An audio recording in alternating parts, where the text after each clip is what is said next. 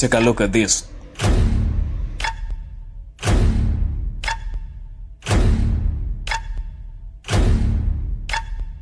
Then this.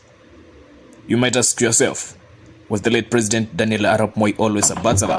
He was not, and that is where we have his famous sons, Gideon and Raymond, with us. Daniel Arap Moi was born in 1924 to Kimoi Arap Chebi, his father, and Kabon, his mother. Kimoi would die when Moi was just 4 years old, and there is scanty information about his mother. At the age of 10, that is in 1934, Moi would join Karabatonjo African Inland Mission School, but there was a catch. Moi's home was 160 kilometers away from this school. He would not struggle so much because Paul Bomet, a pioneer of the African Inland Church AIC, would take him in. During Moi's stay around the school, he would move to different homes, including that of Isaiah Chesire and Australian family that had moved to Kenya, the Barnetts. Albert Barnett, the man, was a missionary and had 2 sons, Paul and Eric, who were the same age, almost the same age as Moi. In 1942, Moi would be made the school captain thanks to his impeccable leadership skills. Paul Barnett, like his father, was into preaching. He would mentor a shy girl from the family of Bomet by the name Lena. Lena will take most of the part of this story, so pay close attention. Lena was born in 1926 and schooled in an African Inland Mission in Eldama Ravine. Despite being shy and reserved, she was an active choir member in their church. They would tour local churches, preaching the gospel of Christ. That is when she met an equally fierce man in the gospel and they fell in love. The man was none other than Daniel Torre teacher Arap Moi. By this time, Moi had completed the basic education and had become a teacher, an untrained one for that matter. Lena too was an untrained teacher.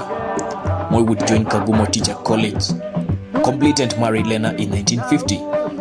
Lena would abandon her teaching career and become a housewife. This is a question to you ladies. Should ladies drop their careers when they fall in love? Your man might leave you, but your career, or money, or skills will never leave you. That was Moi and Lena, and that was their time.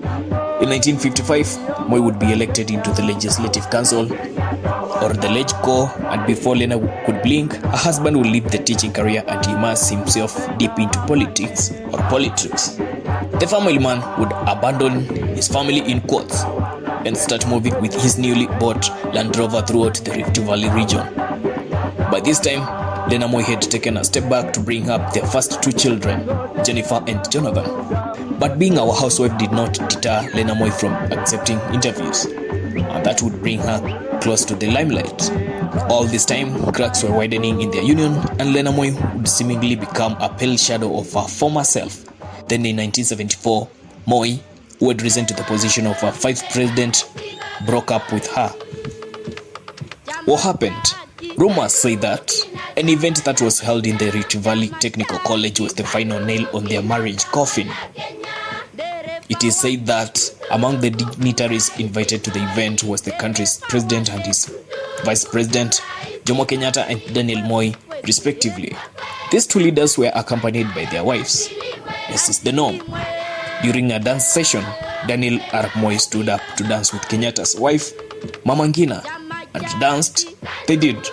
It was now the turn for Moi's wife to dance with Kenyatta, but she said no. You see, Lena was a staunch Christian who believed that dancing was a sin. So, when Jomo Kenyatta stood up to dance with her, she felt that it was akin to defiling her matrimonial bed. Moi was embarrassed. He was embarrassed for the president, he was embarrassed for himself, and he was angry with Lena. That is just but a theory on the possibility of their breakup.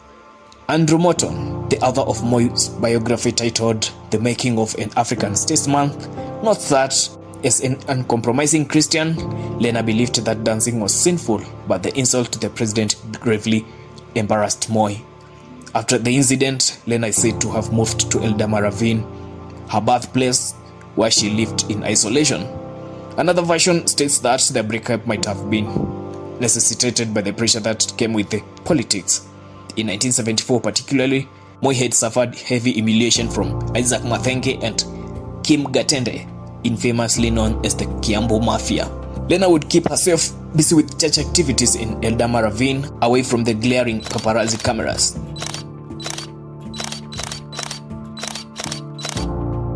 In 1979, Moi, who had ascended to become Kenya's second president after the death of Jomo Kenyatta, would officially divorce Lena, and by the time they had 5 children.